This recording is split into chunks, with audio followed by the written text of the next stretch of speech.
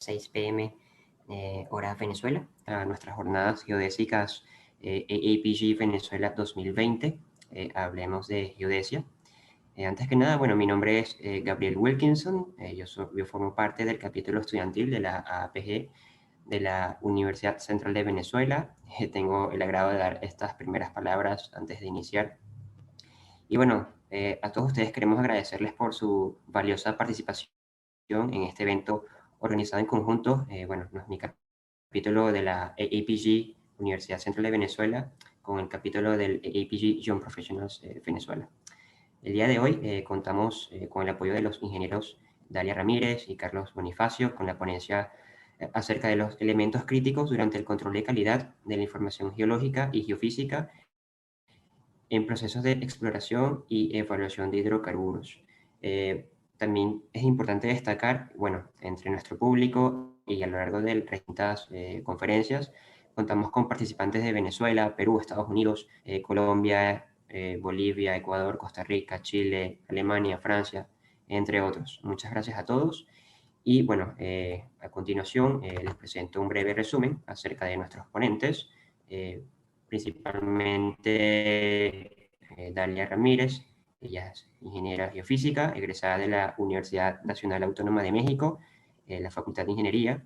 Está especializada en el área de petrofísica y análisis de pozos, experiencia en exploración y desarrollo en la industria de oil and gas. Ha colaborado con asesores y compañías internacionales, adquiriendo una visión integral para el desarrollo de proyectos en campos maduros y áreas de exploración. Y bueno, en la actualidad realiza el seguimiento de la perforación de pozos exploratorios y delimitadores, analiza los registros de pozos para definir las zonas con posibles potencial de hidrocarburos y así, bueno, generar el programa de disparos. En el área de desarrollo colabora con el equipo multidisciplinario para analizar los campos maduros y propuestas de intervención a pozos. Por otro lado, hablando un poco sobre Carlos Bonifacio, él es ingeniero geólogo egresado de la Universidad Nacional Autónoma de México, está especializado en interpretación estratigráfica de secuencias, evaluación volumétrica y riesgo. Ha colaborado también en proyectos de implementación de técnicas sísmicas especializadas para la definición de prospectos exploratorios y de desarrollo también. Por último, bueno, él ha participado en diversos proyectos, ha sido durante distintas etapas de estos, visualización, conceptualización, ejecución y evaluación de resultados. Bueno, finalmente, antes que nada, antes de dar inicio, quisiera pedirles por favor a todos ustedes que desactiven sus cámaras y micrófonos a fin de evitar interrupciones y mejorar el bando de ancha. Y también que, bueno, a lo largo de la presentación vayan idealizando, creando y tipeando sus preguntas en el chat, en la herramienta del chat, las cuales serán respondidas al finalizar esta misma. Bueno, podemos dar inicio. Muchas gracias a nuestros ponentes. Voy a dejar de compartir pantalla para que ustedes puedan proceder. Bueno, buenas tardes. Como ya les comentaron, les vamos a hablar sobre elementos críticos durante el control de calidad de la información geológica y geofísica en procesos de exploración y evaluación de hidrocarburos. Bueno, esta es la agenda. Vamos a dar una pequeña introducción, sistemas de coordenadas, datum de referencia en pozo, datum de referencia en sísmico y conclusiones. Bueno, esta pequeña introducción quisimos enfocarla más a cuál es el alcance de esta presentación y cuál es el beneficio del análisis de la información. Y bueno, identificamos 3 puntos importantes en cuanto a alcances. El primero es identificar algunos elementos críticos de la información utilizada en G&G, realizar el control de calidad de los parámetros de referencia de la información y el más importante, analizar cómo estos elementos críticos impactan directamente en los resultados de los proyectos.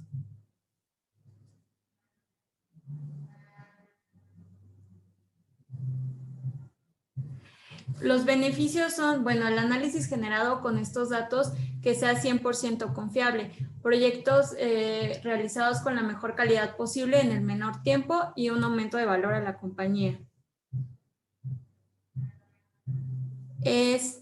¿Podrían apoyarme con el micro de mi compañero Carlos? Es que él también,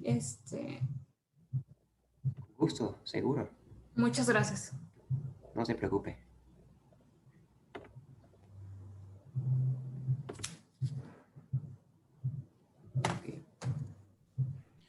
Muchísimas gracias. Una disculpa por esto. Bueno, y antes que nada, agradecer aquí a la gente que se ha conectado para vernos. Y bueno, sin más preámbulo, vamos adelante. Como les comentaba mi compañera Dalia, bueno, estos beneficios son tres igual, los estamos resumiendo como 3 puntos nosotros. Es que uno de ellos es el que el análisis generado con estos datos sea 100% confiable. ¿Y esto por qué? ¿Qué es lo que sucede? Bueno, seguramente ustedes han, en todos los trabajos que hayan realizado, siempre se hace un QC, un control de calidad, antes de comenzar a trabajar con los datos. ¿Esto por qué se hace? Para ver que los datos sean, pues sean fidedignos. Entonces, un buen control de calidad nos va a permitir que los datos que nosotros usemos, además de que sean 100% confiables, no los tengamos que retrabajar o no los tengamos que revisar muy seguido. Y eso tal vez parece algo sencillo, algo pues que ustedes dijeran no tiene tal vez mucha importancia, pero la verdad es que todo ese tiempo que se invierte en revisar el dato y la desconfianza que se genera cuando usas esos datos es muy importante e impactan de manera directa en todo el proyecto. Entonces, eso es un punto medular. Eso es algo súper, súper, súper importante, que cada vez que trabajen, ustedes estén 100% seguros, que no queden dudas en el futuro de que los resultados obtenidos con estos datos sean 100% confiables. Eso es a lo que nos referimos con los análisis generados 100% confiables. Obviamente esto, como les acabo de platicar o les acabo de decir, va a permitir que estos proyectos sean de la mejor calidad en el menor tiempo. Y ustedes saben o sabemos que ese tiempo, o sea, es invaluable. Entonces, la calidad y el tiempo es lo que siempre se busca en la ingeniería. Costo-beneficio. ¿Y esto qué va a provocar? Bueno, que nuestra compañía aumente su valor. Si nosotros tenemos una cartera de prospectos, por ejemplo, que es de lo que nosotros les vamos a hablar o en lo que nosotros trabajamos, si nuestra cartera de prospectos es confiable, se hace en un tiempo rápido y tiene una calidad muy buena, pues claro que la compañía va a aumentar su precio. Entonces, esto que les vamos a presentar es algo medular durante el proceso, no solo las primeras etapas, es invaluable en todas las etapas, en la etapa de evaluación, en la etapa de visualización, en la etapa de desarrollo, porque siempre se está adquiriendo información, siempre estamos adquiriendo información, siempre hay que analizarla bajo o con esta mentalidad. Ese es el mensaje que les queremos transmitir. Y bueno, vamos adelante.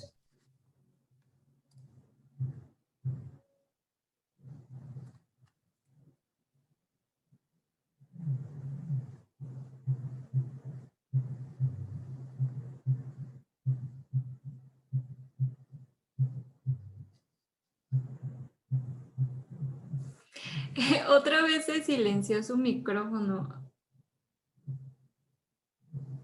¿Me podrían apoyar? Seguro, con gusto. Gracias. Lo siento, es que cierro mi micrófono por si hay algún ruido de fondo, entonces cuando lo silencio se me bloquea. Pero bueno, adelante. Bueno, vamos a empezar con este primer punto de nuestra agenda, que son los sistemas de coordenadas. Es un punto que no nada más atañe a la industria petrolera, es algo que es extendido para todo el mundo. ¿Por qué? Porque es la referencia que tenemos para ubicarnos en nuestro planeta Tierra. Entonces, bueno, la gente que está adentrada en el campo de la geodesia, bueno, es básicamente lo que estudia, ¿no? O lo que analizan siempre.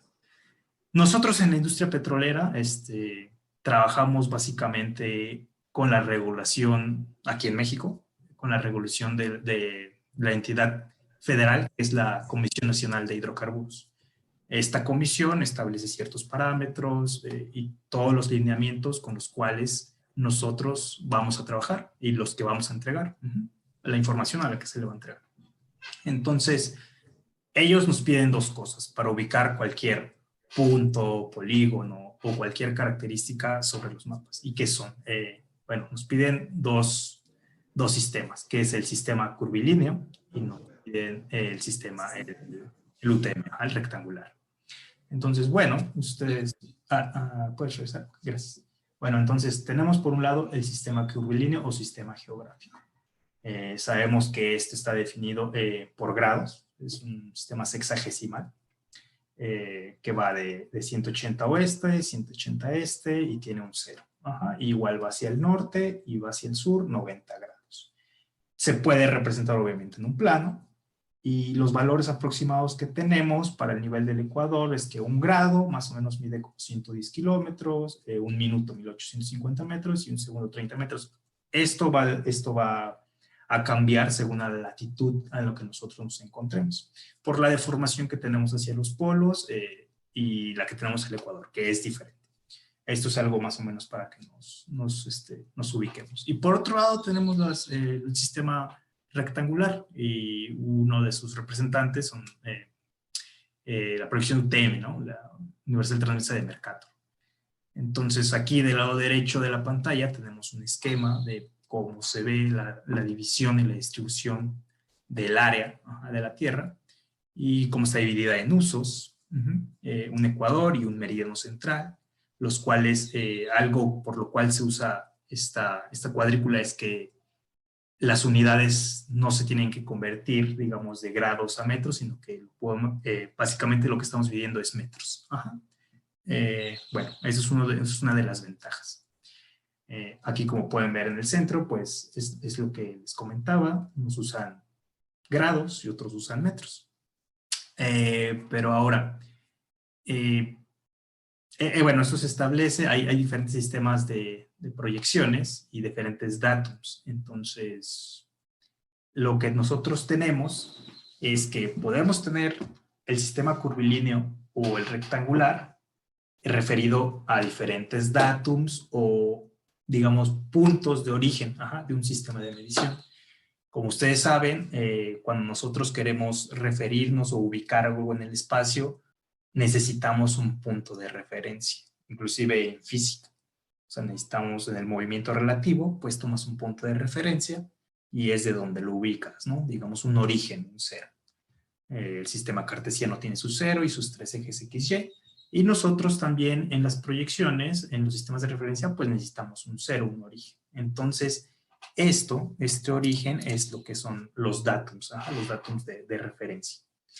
Nosotros en Norteamérica, aquí conocemos el datum, o los que se han usado, es el NAT27, WGS84 y el ITRF92. Este NAT27 fue el primero que tuvimos aquí, con el que se trabajó en México. Usa sus parámetros ahí, bueno, usa el elipsoide del Clark de 1866 y con esos parámetros que tenemos ahí. Bueno, este NAT27 lo diseñaron los estadounidenses y desde un sitio en el estado de Kansas, se llama Mitts Ranch, digamos que ahí fue el origen, ¿no? Desde ahí se hicieron las mediciones astronómicas, obviamente porque tenemos que ubicar ese punto del planeta Tierra desde el espacio, ¿no? Entonces necesitamos mediciones de precisión para ubicar ese puntito. Y bueno, lograron hacer este datum de 1927. Por eso se llama NAT27, porque fue de 1927. Y digamos que este datum es un poco más exacto o preciso o está especialmente diseñado para que en el territorio de Norteamérica, Centroamérica y parte de las Antillas pues tengamos digamos, un error, el menor error posible. Posteriormente, en 1984, bueno, se migró a este datum el Mundial de 1984 con su propio elipsoide, que es el que se extendió su uso ampliamente, ¿no? Nosotros lo seguimos usando, de hecho, el WX84, aunque también tenemos aquí como nación, México, tiene su propio datum, que es el ITRF92, y usa el elipsoide del GRS80. Actualmente ya se ha actualizado el ITRF 92 al ITRF del 08, del 2008. En el 2008 se hizo actualización.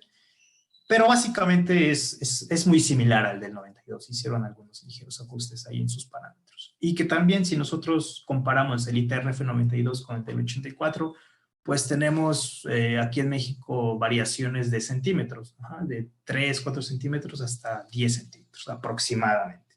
Depende de la latitud igual. Y bueno, esto es más o menos para dar un panorama para la gente que no está muy... no tiene conocimientos muy profundos en esto. Esto es muy importante conocerlo porque no solamente por saber cuáles son los parámetros, cuál es el eje mayor o el achatamiento, no. Esto es muy importante porque, bueno, en las siguientes slides voy a mostrar un par de ejemplos, pero lo importante aquí es que, como dice el título, un solo punto en la Tierra puede estar representados en dos sistemas coordenados diferentes, con distinto dato. Entonces, yo lo puedo representar tanto en en coordenadas geográficas como en UTM, pero además puede estar referido a un dato, por ejemplo, el NAT27, el WGS84 y el ITRF92. Entonces, hay veces, o normalmente, y seguro también les ha sucedido, que cuando la gente no tiene un conocimiento básico, porque esto es muy básico lo que les estoy presentando aquí, no pretendo darles una clase totalmente de geodesia, pero estos conocimientos básicos son muy importantes porque cuando la gente no tiene muy claro dónde con qué está referenciando ese pozo, ese campo o cualquier característica, como habíamos mencionado, podemos cometer errores que en algunos casos pueden ser muy drásticos, como por ejemplo en nuestra industria, donde un proyecto, un pozo más o menos somerito, podrá valerte 2, 3, 4 millones y en adelante. Entonces, si no tienes cuidado y cometes un error de estos, puede costar muy, muy caro. Y son cosas muy básicas y muy sencillas, pero que suceden o pueden suceder. Entonces, ese es el mensaje que quiero transmitir con esta información, que tengan muy claro con qué están trabajando, ¿no? Con qué dato, con qué referencia. Adelante, por favor. Y bueno, aquí hay un ejemplo, como les platico. Del lado izquierdo tenemos una imagen, es un time slice, ahí de un campo que tenemos de ejemplo. Y los asteriscos representan pozos. Entonces, yo hago mi análisis como intérprete. Yo hago mi análisis, ¿sabes qué? Veo que hay una estructura donde está un campo, pero creo que pueden haber todavía más pozos ahí. Entonces, yo propongo mis pozos donde están los puntos rojos, porque el ingeniero de yacimientos calculó su radio de drene de los otros pozos y resulta que por ser arenas tight sands, pues caben otros dos pozos, ¿no? Entonces yo hago mi análisis y digo, ¿sabes qué? Mi volumen original me dice, y comparado con mi balanza de materia, me dice que ahí caben dos pozos. Ok, bueno, vamos a ponerlos ahí. Y aprueban mi proyecto. Entonces, ahora viene la parte de infraestructura y me dicen, bueno, muy bien, vamos a proponer dos pozos, ahora dame las coordenadas. Y suponiendo que por ser este tipo de yacimientos tenemos un radio de drene de aproximadamente 200 metros, 250 metros, donde muy bien, sí cabe. Entonces yo le doy las coordenadas. Debo tener mucho cuidado, ¿por qué? Porque les acabo de decir que tienen un radio de drene de 250 metros aproximadamente. Entonces la diferencia, por ejemplo, en un datum del NAT27 al WGS de 1984, en X tal vez, bueno, en este oeste tal vez no es muy grande, son aproximadamente 50 metros, pero en norte y sur, en Y, por así decirlo, sí el desfase puede ser pues muy grande. Y si yo no tengo mucho margen de maniobra para equivocarme aquí, entonces en vez de poner ese punto ahí donde yo estoy diciendo que lo voy a poner, puede que lo esté desfasando al norte 200 o al sur 200, depende del caso, ¿no? Entonces ahí ese proyecto pues se estropeó. Es decir, es un error que nos costaría carísimo, ¿no? Por algo muy sencillo. Entonces, obviamente esto se checa y se verifica y se hace, pero ustedes deben tener muy claro qué es lo que están haciendo. En algún momento tal vez alguien esté en esta posición, no sé, tal vez para un pozo o para cualquier otro proyecto que se tenga, ¿no? Eso, por ejemplo, es en superficie. Ahora, vamos a otro caso similar, que tiene que ver, pero por ejemplo, del lado derecho. Ajá, del lado derecho de la imagen tenemos una sección sísmica, donde, bueno, se aprecia ahí que hay una falla normal al centro, o lo que parece ser una falla normal al centro, y tenemos dos pozos ahí perforados. Ajá. Entonces, nosotros analizamos nuestro análisis y decimos que todavía cabe un pozo en la parte alta de la estructura. Entonces, está muy cercano a esa falla. Y bueno, las fallas no son planos como tal. Ahí es una línea o un plano en la tierra. Hay una zona de falla. Entonces, estas zonas de falla pueden ser muy anchas o delgadas, pero normalmente tienden a ser no solo una línea, sino 50, 100 metros. Dependerá de la geología, del desplazamiento, de muchos factores. Pero bueno, el punto es que no nada más es eso y debemos tener pues una tolerancia para alejarnos a esa falla, ¿no? Entonces, nosotros tenemos que dar también bien esas coordenadas porque los perforadores van a navegar lo más alejado y cercano a la falla al mismo tiempo.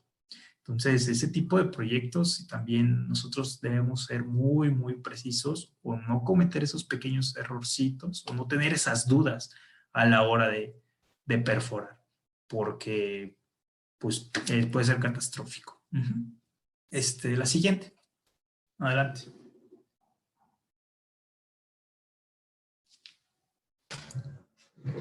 Bueno, el siguiente tema es datum de referencia en pozo.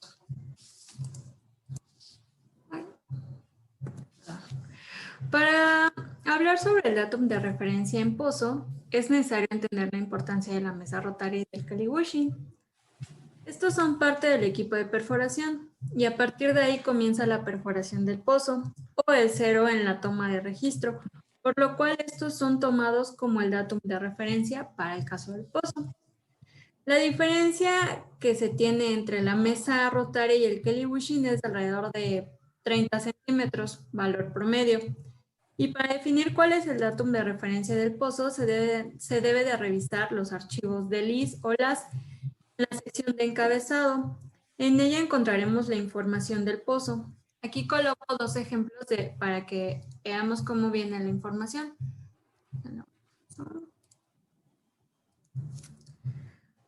Bueno, en el primer ejemplo tenemos un archivo LAS, en donde aquí en esta parte...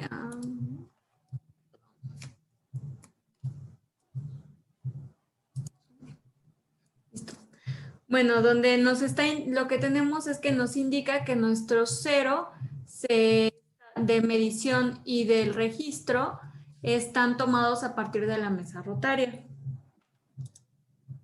Y aquí tenemos otros dos ejemplos de un archivo de LIS. El acomodo es un poco diferente, pero es la misma información. Para el primer ejemplo, es el mismo caso que en el archivo LAS. Nos dice que la medición, el cero, comienza en la mesa rotaria y también la toma de registro comienza en la mesa rotaria. Pero para el segundo ejemplo, tenemos aquí que el registro comienza su medición o su cero a partir de la mesa rotaria y la medición de la perforación comienza a partir del Kelly Wishing, por lo cual ya tenemos aquí una diferencia de 30 centímetros. Es muy importante tener esta diferencia, tomar en cuenta esta diferencia, porque si nosotros nos vamos con la idea o con esta especificación que las dos mediciones comienzan del mismo lugar, o sea, de la mesa rotaria del Kelly Wishing, hay el caso donde tenemos o se tienen arenas con muy poco espesor que la empresa sí está interesado en ir por ellas. Entonces, esos 30 centímetros pues nos van a impactar porque puede que nosotros al estar desfasados le estemos parando a parte de una lutita. y no a la zona de interés, que en este caso puede ser que no solamente se dispare, sino que se estimule hidráulicamente. Entonces ya no estaríamos estimulando toda la zona de interés.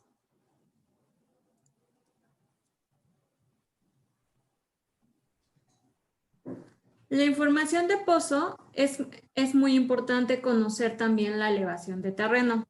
Como sabemos, la topografía no es homogénea, así que vamos a analizar esta imagen que les coloco. Tenemos 3 pozos que, considerando el datum de nivel del mar, el pozo A, el que se encuentra de este lado, voy a seleccionar el pointer.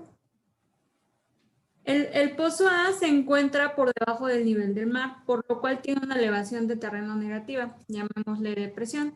El pozo B está ubicado en una elevación topográfica positiva, mientras que el pozo C, al estar costa afuera, no está afectado por la topografía. Partiendo de los 3 pozos, van a perforar el mismo objetivo, que en este caso lo indicamos de esta forma. Si no se considera el dato de elevación del terreno, ¿qué es lo que pasa? Bueno, los 3 pozos se encontrarían al nivel medio del mar. ¿Y esto cómo nos afecta? Bueno, imaginemos que en la empresa donde trabajamos les pide analizar la locación A y la locación B para definir cuál es la mejor opción a perforar. Y ustedes deciden la opción B sin considerar la elevación del terreno. Esta decisión hará que el equipo de perforación, por lo cual tarde más días en llegar a la profundidad total, y esto se traduce en aumento de costos. Estos aumentos de costos se derivan porque se va a tener más días el uso de equipo de perforación, se va a utilizar más TR, se van a registrar más metros y pues se va a necesitar personal en la zona. Como pueden darse cuenta, este dato no solamente nos afecta a los geólogos o a los geofísicos, esto afecta pues a todas las áreas que llevan a cabo un pozo, ¿no? Siguiendo con esta imagen, los 3 pozos tienen trayectorias de perforación diferentes. El pozo A es un pozo desviado. El pozo B comienza su desviación al final. Y el pozo C es un pozo vertical. ¿Cómo nos afecta el hecho de que sea un pozo vertical o un pozo desviado? Bueno, vamos a la siguiente imagen. Vamos a comenzar definiendo qué es MD, TBD y TD subsid. La MD es la profundidad desarrollada, la profundidad total que perforamos. La TBD es la profundidad vertical verdadera y la TBD subsid es la profundidad vertical verdadera bajo el nivel del mar. Concentrémonos en el primer pozo vertical. Como en la anterior lámina se definió que el cero comienza en la mesa rotaria o el Kelly washing, y de acuerdo a la definición de MD, el total de metros desarrollados, ¿qué es el total de metros desarrollados? Si la profundidad del pozo es de 2.500 metros, esa será la profundidad desarrollada. Y al ser un pozo completamente vertical, la profundidad vertical verdadera será la misma, por lo cual diremos que la MD es igual a la TBD. Mientras que para obtener la TBD subsid, lo único que se tiene que hacer es establecer la elevación de terreno y el valor de la mesa rotaria para el datum de pozo a nivel medio del mar. Si tenemos un pozo desviado, la MD es igual a los metros perforados, pero la TBD no será la misma. Es necesario calcular la vertical del pozo. Esto con los datos de desviación y azimut. Y la TD subsid se calcula de la misma manera que en el anterior pozo. Digamos que la MD de este pozo es de 2.500 metros. Y al ser un pozo desviado, se debe de estimar la TBD, por lo cual se utilizan los datos de desviación del pozo, que es cuánto se está inclinando, y el azimut, que es la dirección respecto al norte. Y esto nos da un valor vertical de 2.100 metros. Y ahora se tiene que la distancia de la elevación de terreno más la mesa rotaria es de 150 metros, por lo cual la TV subsid es igual a 1950 metros.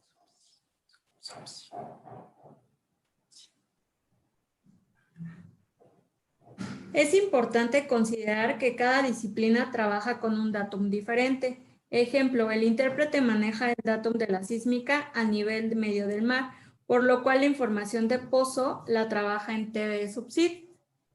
El ingeniero de yacimientos o el ingeniero de terminación usa los datos en MD, mientras que el geólogo o el petrofísico trabaja principalmente en TBD. Esto pues para obtener secciones estructurales o calcular el cálculo de espesores de arenas, espesores verdaderos, ya que si utilizamos el dato en MD y esto es un pozo desviado, pues estaríamos calculando el valor bueno, espesores aparentes y no verdaderos. Aquí les tenemos algunos ejemplos. Este es el primer ejemplo.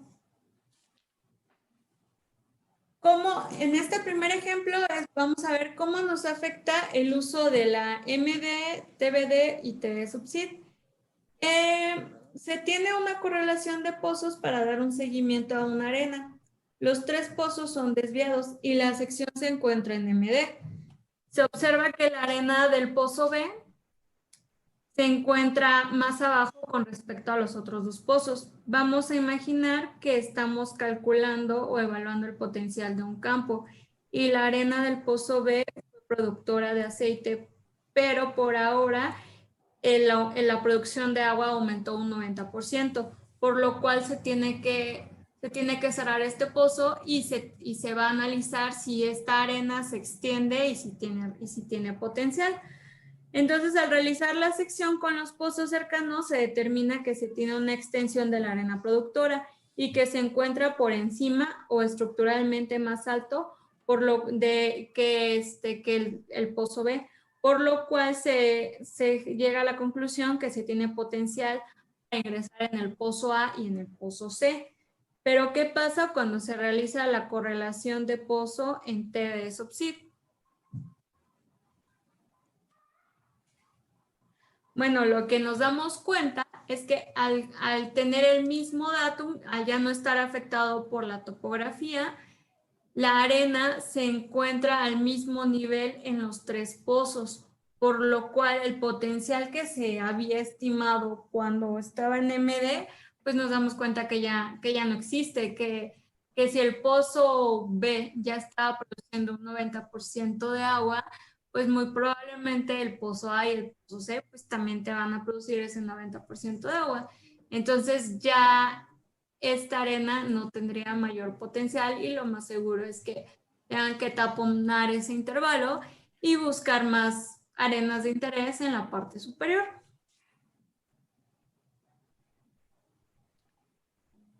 Otro ejemplo que tenemos es para ver cómo nos afecta el espesor aparente, cómo nos afecta al calcular el espesor, si es un pozo vertical o es un pozo desviado. Partimos con el análisis de estos 2 pozos. El pozo A es un pozo vertical, mientras que el pozo B es un pozo desviado, por lo cual la MD y la TV son diferentes. En el pozo A, los metros perforados en el objetivo son igual a los metros verticales. Pero, ¿qué pasa con el pozo B? Al ser desviado el pozo, atraviesa mayor espesor del objetivo. Esto dependerá mucho de la inclinación, por lo cual necesitamos conocer el espesor real o verdadero del objetivo, por lo cual es necesario calcular la vertical del pozo. En este caso, si no se calculara la vertical del pozo, estaríamos diciendo que el espesor de la arena es de 35 metros. Pero, y les voy a poner otro ejemplo que es algo muy común, ¿no? Están solicitando que calcules este espesor porque necesitan calcular el volumen de hidrocarburo en la zona, ¿no? Entonces, puede ser que el petrofísico no se da cuenta, quizás, o no lo analiza y no ve que el pozo, porque muchas veces con esta nueva reforma energética se tiene información muy escasa. Entonces, a veces no se sabe si el pozo es desviado o no. Entonces, en este caso vamos a imaginar que es un pozo desviado, pero que no lo sabía el petrofísico porque no contaba con la información. Pues, ¿qué pasa? Calcula el espesor de la arena y nos está diciendo que tiene 35 metros de net pay. Pero como es un pozo desviado, si nosotros calculamos la vertical del pozo, lo que obtenemos es que el espesor de la arena es de 26 metros, 9 metros menos de lo que se había estimado con la MD. Esto pues nos impacta directamente en el cálculo de hidrocarburos y pues en el potencial que nosotros estamos viendo en esa zona. Otro ejemplo que tenemos aquí es de un análisis de inversión sísmica y ABO. Bueno, aquí se tiene, le voy a dar un poco de eso. Okay. Aquí tenemos un pozo que fue perforado hasta creo que 1600 metros y se le realizó un análisis de inversión sísmica y ABO, dando como resultado que la zona de interés no sigue un comportamiento. Perdón, antes de eso les quiero comentar. Se perforó primero el pozo hasta 1600 metros, en el cual aquí vemos un zoom de los resultados que obtuvimos con este pozo. Bueno, tenemos una arena, aquí tenemos el rayos gamma, aquí se encuentra la arena, aquí está el registro de resistividad, donde tenemos unas resistividades de casi 100 ohms, densidad neutrón, que tenemos un cruce, un alto cruce que nos está indicando gas.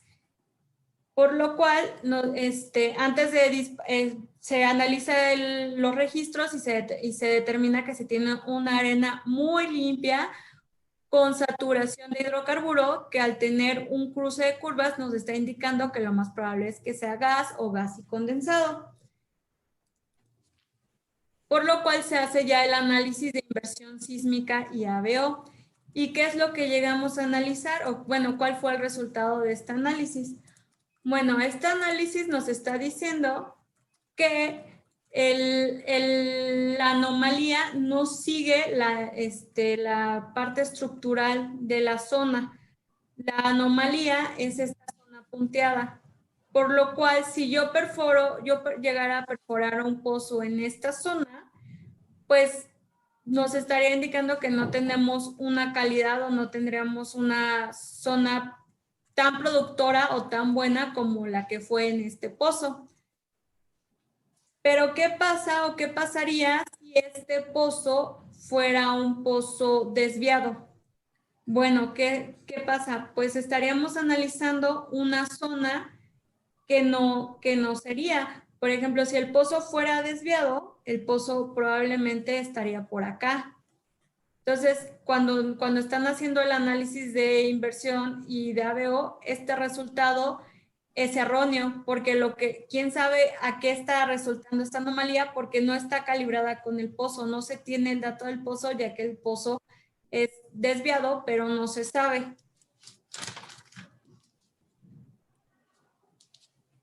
Posiblemente el pozo, como les comento, posiblemente el pozo se encuentre en otro bloque. Por eso es tan importante de tener estos datos. También, por ejemplo, si el pozo no está bien referenciado con la elevación del terreno, la mesa rotaria, ¿qué pasa? También lo que puede hacer es que esto esté desfasado y muy probable es que la zona productora o de donde venga la producción sea de más abajo. Y el análisis de inversión sísmica, ya veo, también estaría siendo erróneo porque estaríamos analizando una zona que no es correcta. Entonces, esa respuesta no es o no se debe precisamente a una zona de gas, sino quizás sea solamente la respuesta a litología, no a fluido. Por eso es que es tan importante que estos elementos, por eso es que son tan críticos estos elementos, porque llegan a impactar negativamente los resultados de los proyectos, negativa o positivamente. es muy importante porque se hace muchísima inversión para perforar un pozo o para poder hacer esta clase de análisis como lo que es inversión sísmica o ABO, como para que por un dato erróneo, que en este caso sería la elevación del terreno, las desviaciones, o que el dato era erróneo, pues echa a perder esta clase de resultados.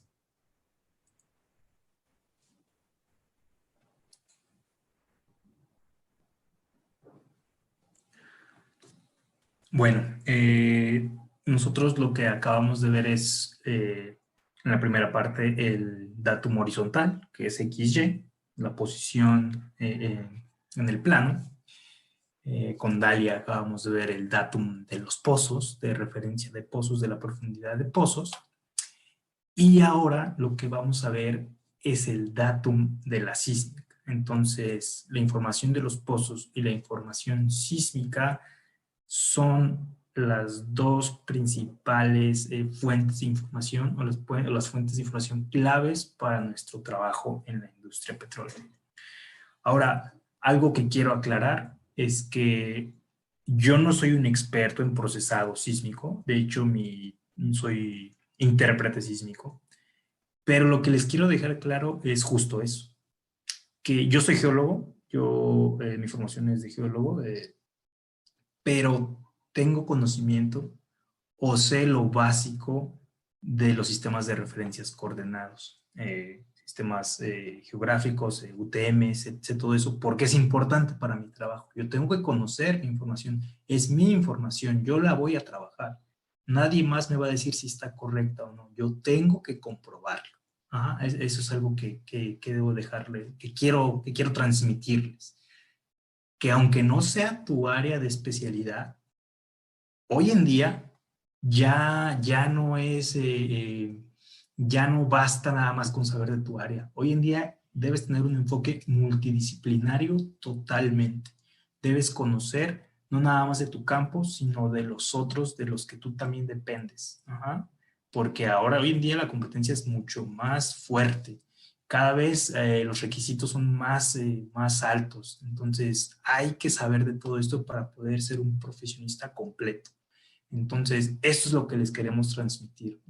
Por ejemplo, en esta parte, con esta lámina, yo no espero que ustedes se hagan expertos en procesado sísmico y que sepan todo lo de las estáticas o corrección del datum sísmico de referencia. No, no, no. Lo que pretendo es despertar esa curiosidad, despertar ese interés para que si ustedes tienen dudas o quieren saber, ustedes se adentran, hay mucho material. Hoy en día es la época del internet, o sea, el que no sabe de algo es porque de verdad no quiere. Hoy en día toda esta información en ciertos casos está abierta, en otros no, pero hay maneras de conseguir esta información. Entonces, esto es el mensaje que quiero transmitir antes de comenzar con esto. Una vez dicho esto, bueno, ahora vamos a analizar lo que es el datum sísmico de referencia. Ajá, porque es muy importante también en mi trabajo, por ejemplo, esto me impacta mucho más fuerte a mí en la interpretación sísmica a la hora de buscar los prospectos de aceite o de gas ahí abajo. Y bueno, ¿por qué? ¿Por qué es que me afecta tanto? ¿Por qué me importa tanto esto?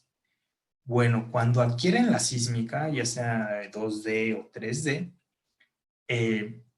básicamente lo que hacen, bueno, son los tendidos, se tratará de describirlo así muy rápido, son tendidos donde colocan geófonos y hacen detonaciones con dinamita o los famosos camiones Vibro-Size, que lo que se trata de hacer en ambos casos es generar una onda sísmica, que es una onda acústica que viaje por el subsuelo, y todas las capas y observar todos los contrastes de litología, porque es al final lo que uno va observando, esos contrastes de propiedades físicas de las rocas que van generando estos reflectores, que es que ustedes ven como líneas, que son los eventos sísmicos.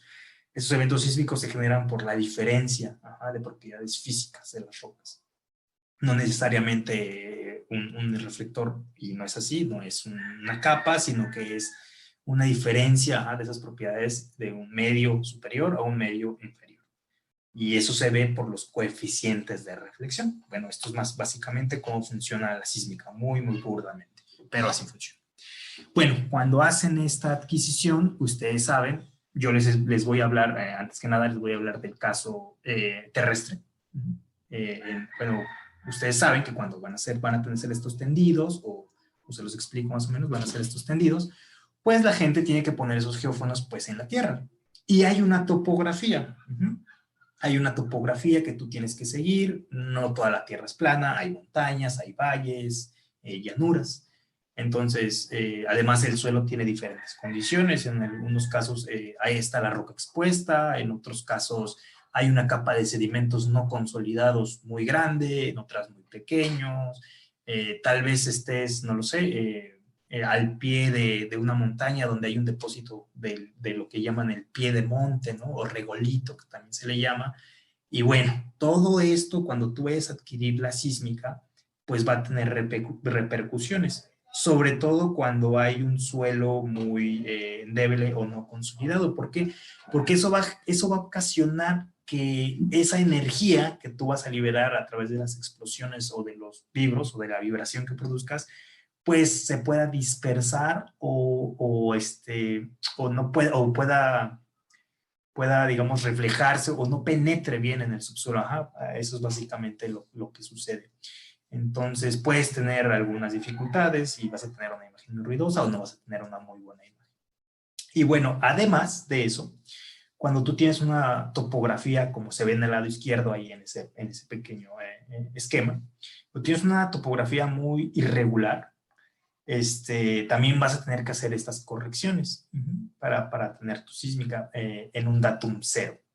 Cuando tú haces esta primera corrección, tú tomas tu sísmica sobre la topografía. Entonces, bueno, ya tienes tus datos sísmicos. Ahora los tienes que corregir o hacer una corrección por estáticas. Estas estáticas, que se le llama así comúnmente para los procesadores, bueno, estas estáticas son corrimientos de tiempo que se aplican a las trazas que tú obtienes, esas trazas sísmicas, para ajustarlas a su posición verdadera a algún nivel de referencia del procesamiento.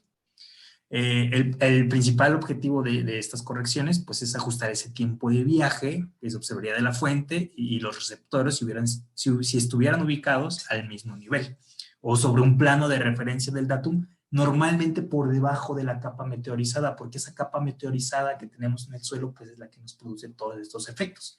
Entonces, lo que se intenta siempre con esta corrección de estáticas, pues es eliminar ese ruido o esos datos de la capa meteorizada, y eso es lo que se hace con ese datum. Bueno, cuando tú aplicas esas estáticas, normalmente te queda en un datum flotante. Ese datum flotante, pues es como una, digamos, es una versión como suavizada de la topografía actual, que es lo que ustedes ven ahí. Si ustedes ven la línea naranja, es, digamos, la superficie de la topografía real. Y si ustedes ven la línea negra punteada, esa es el datum flotante con las correcciones de estas estáticas de alta frecuencia, que se ajustan, estos corrimientos de tiempo en las trazas. Entonces, bueno, ustedes ya tienen esto. Pero eso no es suficiente. ¿Por qué? Si nosotros lo dejamos en el datum flotante, que es como, digamos, la topografía, el ejemplo superior, el ejemplo de la derecha superior, si ustedes ven ahí esa línea punteada, negra, es como el datum flotante. Tiene como todavía la superficie ahí irregular, la topografía. Entonces, ¿eso qué nos puede generar? Bueno, este datum, lo que nos puede generar son posibles altos o posibles bajos inclinales o lo que pareciera ser estas formas anticlinales o sinclinales que en realidad no existan en nuestras sísmicas, que sean porque no se ha corregido bien. Entonces, si ustedes ven en la imagen de la derecha, ven, por ejemplo, en la topografía que es como un tipo de anticlinal, tiene como dos anticlinales, uno más suave hacia la parte derecha y por debajo también se ve como un poquito levantado. Entonces, pudiera ser que esto sea real, que sea una estructura real, ¿no? O sea, que sí esté ahí la estructura. Pero debido a que tenemos este datum flotante, bueno, no vamos a estar 100% seguros de que sí existe o no. Entonces, hay un intérprete, por ejemplo, yo, me dan la sísmica, no reviso en qué datum está, no reviso, no checo ahí el IBCDIC, que es el encabezado donde viene toda esta información, interpreto y digo, mira, aquí hay un alto. vamos a poner un pozo ahí, pero resulta que porque no estaban aplicado, no estaba referido al datum final a sísmica, pues resulta que no existía, ¿no? Y yo puse ahí un pozo y resulta que pues no, en que inclusive era un sinclinal, pero como estaba levantado por mi datum, pues bueno, pues seco el pozo y millones de dólares desperdiciados. Entonces, bueno, este es un caso extremo, pero pudiera llegar a suceder, entonces hay que revisar. Entonces ya les platiqué lo que es el datum flotante. Ahora, datum final. Bueno, lo que se trata de hacer para el datum final es referirlo siempre bueno, valga la redundancia, es referirlo al sistema de referencia de la sísmica, el datum de referencia de la sísmica o el SRD, que es las siglas en inglés. Entonces, lo que tú haces aquí es poner una superficie de referencia, eso es un datum, es algo, un punto, superficie, lo que sea de referencia, y tú llevas todos esos datos, o bueno, llenas ese vacío más bien de esa superficie hacia tu topografía con una velocidad de reemplazamiento. Esto que les estoy diciendo son técnicas antiguas, por así decirlo. Hoy en día existen técnicas más modernas como la tomografía sísmica, pero bueno, tenemos muchísima información de antes del 2000, de antes del 2010, que con esto, que necesita que le apliquen esto, ¿no? O se hizo así de esta manera, más que se generó así. Entonces es bueno saber todo este trasfondo de la información, de cómo se hizo, de a qué está referido, porque podemos tener errores o podemos caer pues sí, en estos errores que tal vez tú como intérprete, pues dices, bueno, es que ese no es mi trabajo, ¿no? O sea, mi trabajo es interpretar la estructura, la geología, la estratigrafía, las secuencias, ese es mi trabajo. Sí, ese es tu trabajo, pero se los vuelvo a repetir, hoy en día tú tienes que saber esto, ¿no? Porque la industria está requiriendo profesionales más completos. Entonces, eso de nuevo, se los repito, es el mensaje. No es saber de todo, no es ser un especialista. Claro, en lo que cabe es bueno que sepan muy bien del tema, pero es que tengan al menos esta idea de lo que tienen que checar, lo que tienen que revisar, los datos que no pueden estar mal. Por eso esta pequeña charla es datos críticos, esos datos que no por ningún motivo deben estar mal, porque, o sea, nos pueden traer resultados fatales. Entonces, esto es lo que yo lo que les quiero compartir. Esto es del datum flotante y el datum final. En la imagen de la derecha, en la sísmica, si ven, en la sísmica inferior, la imagen inferior, bueno, ahí sí tenemos esa sísmica referida a un datum final. ¿Por qué lo sé? Bueno, si se dan cuenta, esas flechas negras están apuntando el 0 en tiempo. Cuando está en 0, el tiempo debe estar de donde comienza tu datum final. Por ejemplo, la imagen de abajo está el 0 y bueno, ahí sabemos que está referido hacia el datum final, porque está ahí en el 0, es donde empiezan las trazas. Y en la imagen de arriba, pues no, ahí está el 0 y todavía tenemos información por encima. Entonces eso es como un check rápido de lo que podemos hacer. Adelante, la siguiente.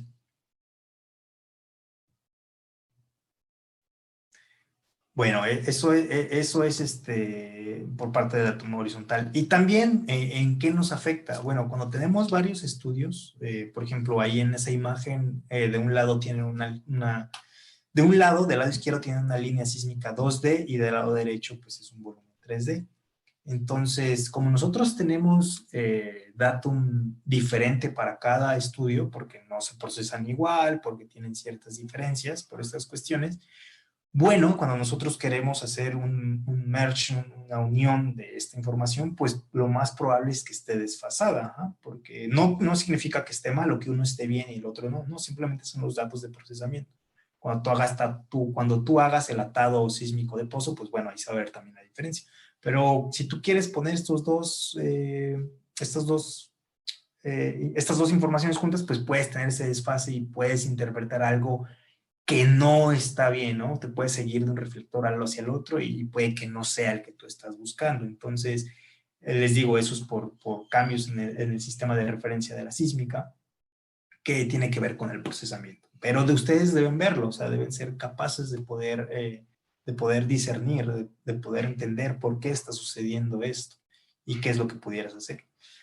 Y bueno, esto de la derecha es otro ejemplo de tal vez ya no es como del datum horizontal, pero son ciertas cosas que nos pudieran ayudar y que si bien no es datum, también son parámetros que se usa, por ejemplo, en la sísmica, ¿no? Como es la polaridad, la fase, y donde sabemos que hay dos distintas convenciones, que una es la americana, la de la SEG, y la otra es la que usan los europeos y los australianos, ¿no?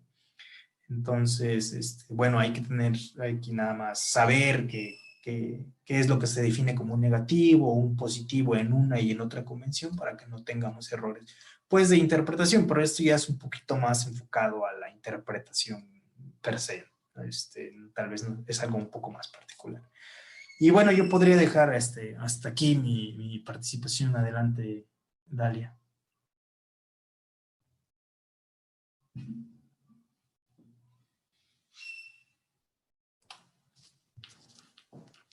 Bueno, y como conclusión, todos los análisis generados dentro del área de G&G, además de estar pensados desde un punto de vista técnico, siempre deben considerar cuál es el valor que agregan a la compañía, considerando todas las precauciones necesarias para reducir los riesgos del proyecto.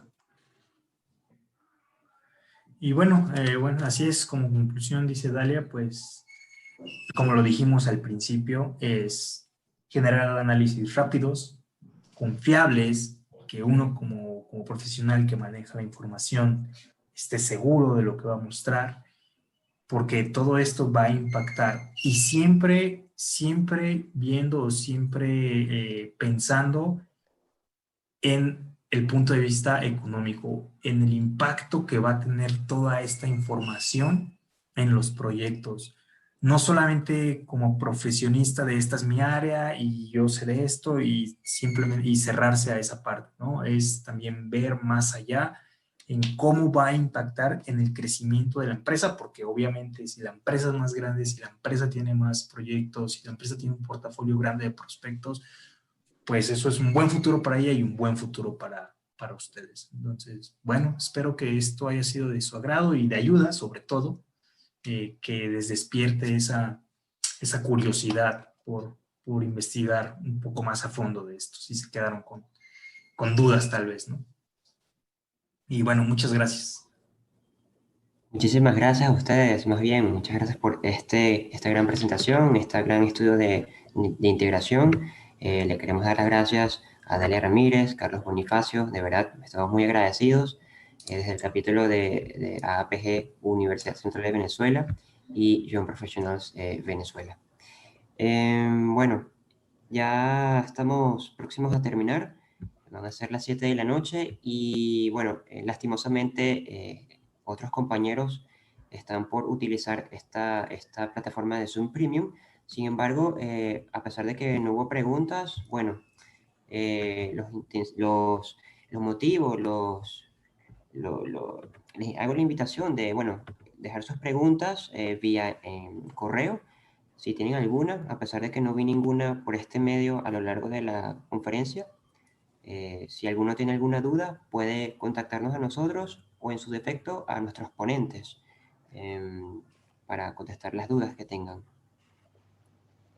Así es, cualquier duda pues será bien recibida y con gusto nosotros la podemos responder. Ustedes tienen nuestro correo, nos pueden hacer llegar a través de ustedes, nos pueden hacer llegar las preguntas y con todo gusto las atenderemos. Muchísimas gracias.